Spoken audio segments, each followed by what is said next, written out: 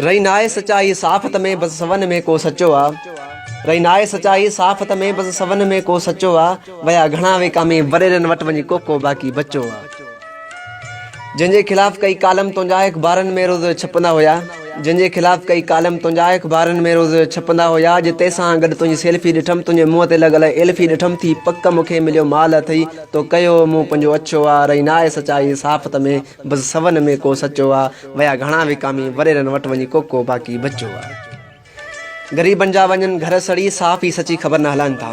ग़रीबनि जा वञनि घर सड़ी साफ़ ई सची ख़बर न हलाइनि था। एमे इन्हनि जी खंघ के भी ब्रेकिज़ न्यूज़ बणाइनि था।